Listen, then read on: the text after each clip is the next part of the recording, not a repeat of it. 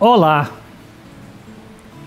amados de Deus, é uma alegria estar aqui em contato de novo com vocês através do nosso programa. O nosso objetivo aqui é anunciar o Evangelho das insondáveis riquezas de Cristo, do Deus que se fez carne, que se fez gente, que habitou entre nós e que por graça vem habitar em nós. Os links estão aí na tela da sua TV, youtube.com/PIBLondrina1, facebook.com/programa Café e Fé, tudo junto. Você pode ser um aliado nosso, nós contamos com a sua participação, com a sua colaboração para que esse programa se mantenha diante dos custos. Nós contamos com as suas orações, nós precisamos deste apoio espiritual e divulgue para que o programa alcance um público cada vez maior. Nós aqui temos dado algumas respostas para perguntas.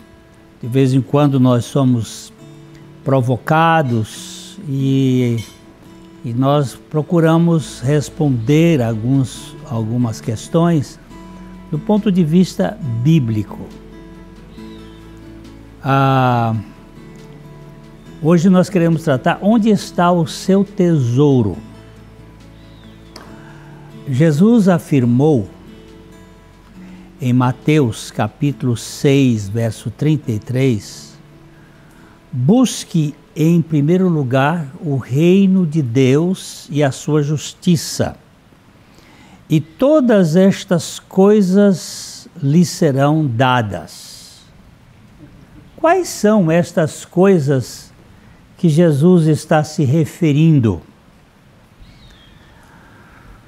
Ele havia mencionado o suprimento e as vestimentas, em que o abrigo também pode ser considerado a casa, comer, beber, vestir e a moradia. Podem ser as tais coisas que Jesus Cristo está falando. Agora, elas estão condicionadas à prioridade do reino de Deus. Este assunto só diz respeito aos discípulos de Cristo.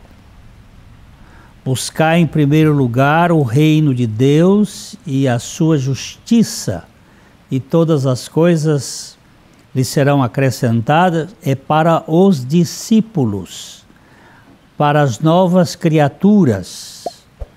Jesus está falando especificamente com seus discípulos, o seu povo, a sua gente.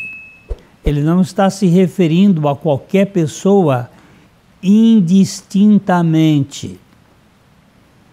Se buscarmos o reino de Deus, antes de tudo, o Pai vai suprir os seus filhos com todas essas coisas.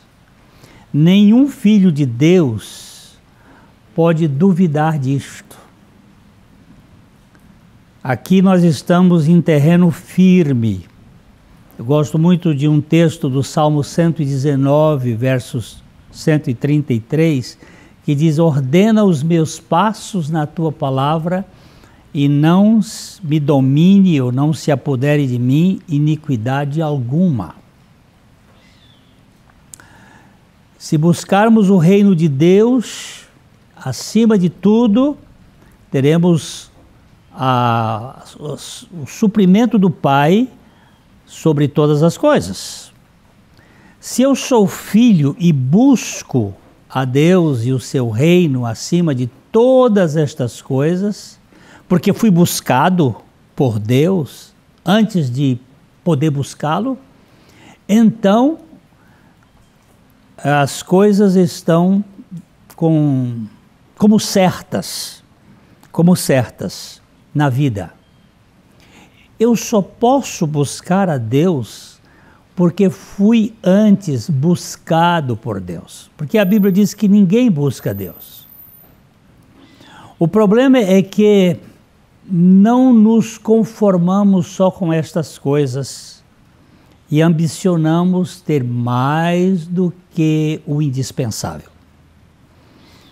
Há dentro do ser humano um desejo insupitável de querer mais e mais e não haver o contentamento e a satisfação. Uma das grandes lutas da carne é a posse. Para muitos, ter as coisas é mais importante do que ser dependente da suficiência de Deus. Eu quero ter a condição de poder segurar aquelas coisas como minhas. Mas, como disse um pensador, ele disse o seguinte: o cristão é chamado para tornar imateriais suas posses materiais. Pois a maior riqueza que existe neste mundo é estar contente, é o contentamento. Sim, estar contente em qualquer circunstância na sua vida é, sem dúvida, o maior patrimônio de uma pessoa. Para o sábio Thomas Fuller, do século XVII, ele diz que o contentamento consiste não em acrescentar mais combustível, mas em diminuir o fogo. Não em multiplicar as riquezas, mas em diminuir os desejos humanos. Uma vez que a pessoa satisfeita é a única pessoa contente neste mundo. Ela precisa de menos. Muitos de nós estamos mais preocupados em acumular do que em usufruir. Nada é o bastante e sempre há espaço para mais algumas bugigangas na nossa vida. Às vezes eu vejo que nós somos como ratos, estamos sempre acumulando para que tenhamos a sensação de que não nos falta. A ganância pelo lucro não é nada menos do que uma deificação do eu. E se nossa mente estiver fixada em acumular riquezas, tornamos idólatras. Aquilo fica um ídolo, uma coisa muito forte, é um Deus que domina a nossa vida. A igreja de Laodiceia é a cara desse modelito que se basta e tem tudo, mas não tem nada, pois não tem Cristo. É uma igreja soberba, que se acha possuidora, mas lhe está faltando o relacionamento com Cristo. Jesus está do lado de fora, batendo à porta em busca de um lugar à mesa, contudo está totalmente cerrada. O tesouro desta igreja é a sua posse. Ela está preocupada em ter. Nós precisamos ver como Jesus fala àquela igreja. Ele diz: eu conheço você por dentro e por fora, e vejo pouca coisa que me agrada. Você não é fria, nem também não é quente. Melhor que fosse ou frio ou quente, você está estragada, apodrecida e me causa ânsia de vômito.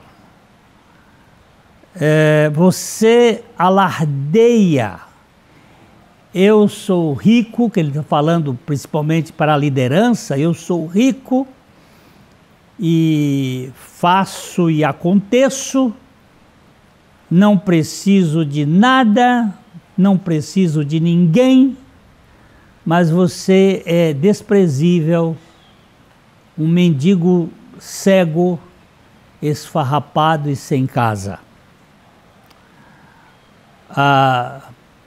Sabia o que quero que você faça? Compre ouro de mim, ouro refinado pelo fogo, então você será rico. Compre roupas de mim, roupas desenhadas no céu. Você já andou por aí seminu por muito tempo. Compre de mim remédio para os olhos, assim poderá ver, enxergar de verdade. Costumo chamar a responsabilidade àqueles a quem eu amo, para incentivar, para corrigir, para guiar, para que vivam da melhor maneira possível. Levante-se então, faça meia volta, busque a Deus de todo o coração, olhe para mim. Jesus dizendo àquela igreja, à liderança, estou batendo a porta. Se você ouvir meu chamado e abrir a porta, eu vou entrar, eu vou jantar com você e você vai jantar comigo. Os vencedores vão se sentar comigo à cabeceira da mesa, assim como eu, depois de vencer, tomei o lugar de honra ao lado de meu Pai. Esse é o meu presente aos vencedores. A igreja de Laodiceia era uma igreja que se achava poderosa, mas era uma igreja que estava pobre, que não tinha vida espiritual autêntica. Neste caso, Jesus mostra de modo muito claro que onde estiver o tesouro, ali também estará o seu coração. Ele fala isso em Mateus capítulo 6, verso 21. Onde estiver o seu tesouro, ali também estará o seu coração. Há um pensador do 2º século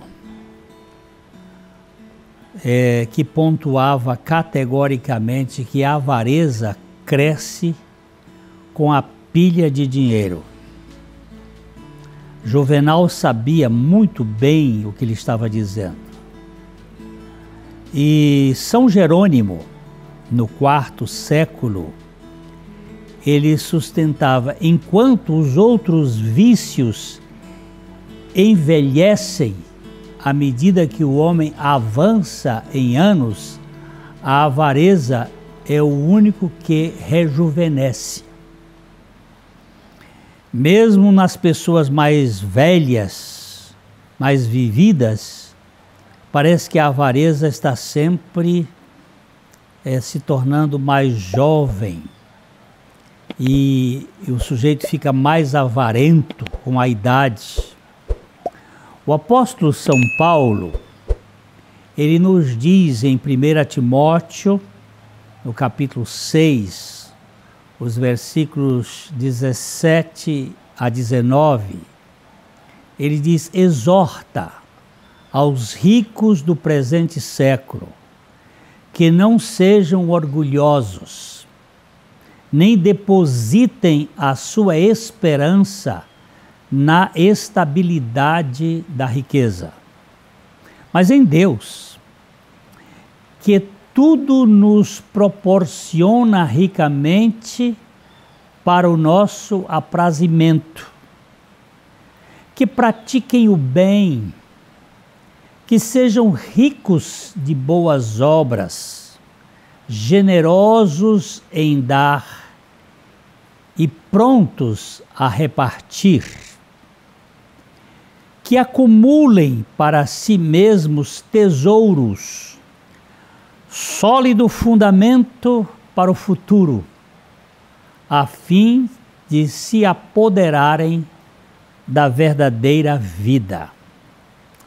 Que coisa mais extraordinária!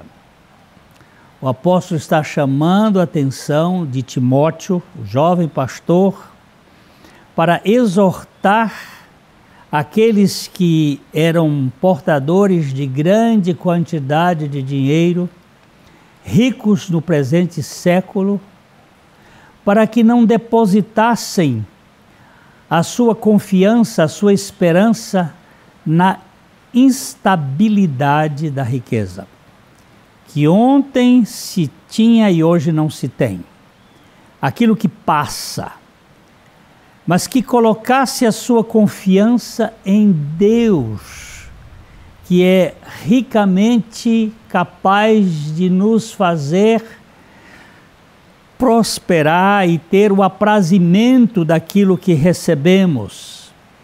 Que pratiquem o bem, que sejam ricos de boas obras, que sejam generosos em dar e prontos em repartir, que acumulem, sim, tesouros, mas esses tesouros que não sofrem a erosão, que não são desgastados, que não são roubados pelos homens.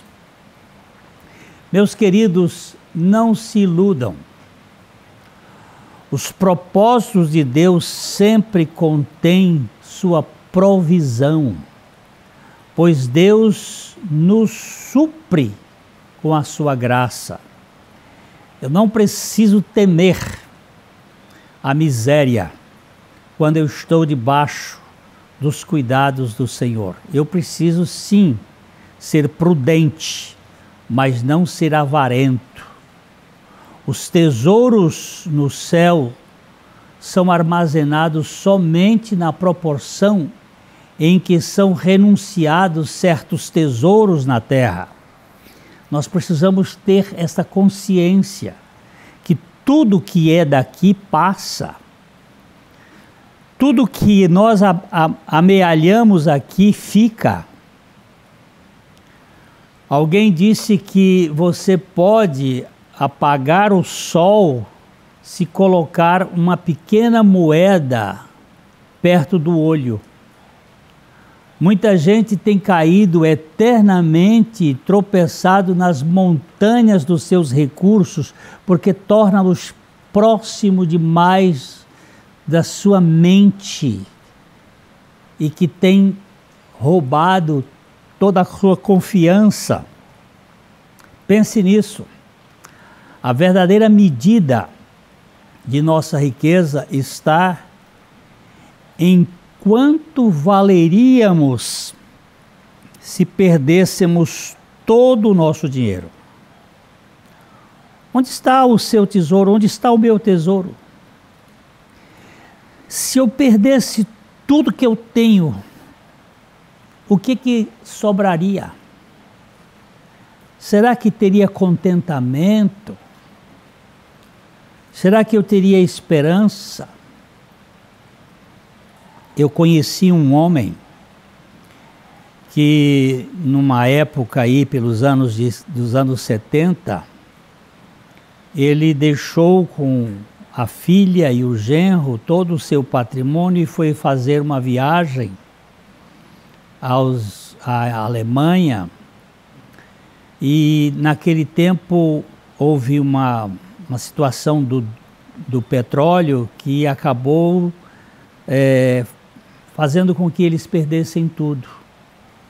E aos 59 anos, aquele homem, ele voltou a pegar a sua pasta e voltou ao trabalho.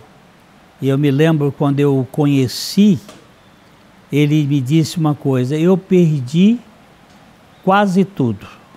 Só fiquei com o nosso apartamento. Eu perdi quase tudo, mas eu não perdi nem a fé, nem a coragem de trabalhar. E quando eu o conheci, ele já estava com quase 80 anos, ele tinha recuperado tudo e tinha mais. Porque é uma coisa preciosa quando o sujeito tem fé. Jesus foi incisivo dizer: ninguém pode servir a dois senhores, porque ou há de aborrecer-se de um e amar o outro, ou se devotará a um e desprezará o outro. Não podeis servir a Deus e às riquezas. Nós precisamos de solidez na vida espiritual.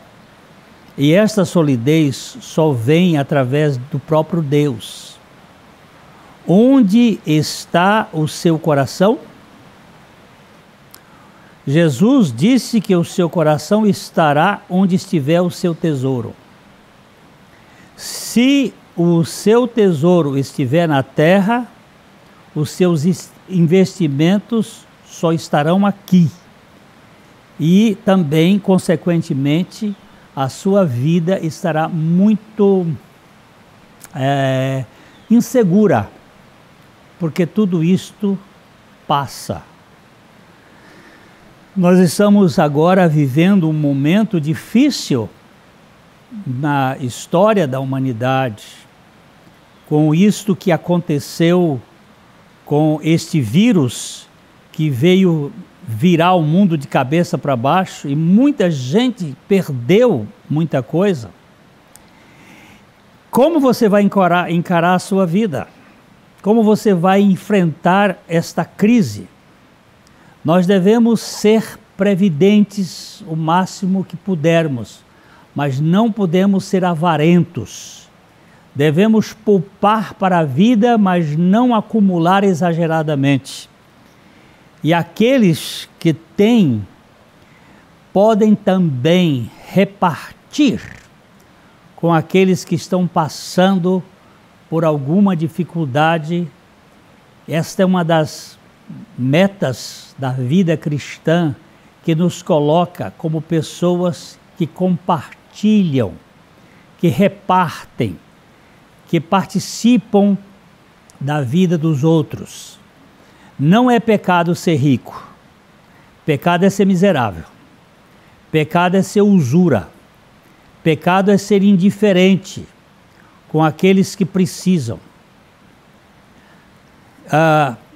Também pecado é ser pródigo e esbanjador. Isto é pecado. Precisamos de equilíbrio, precisamos de generosidade, precisamos saber investir, precisamos saber aplicar.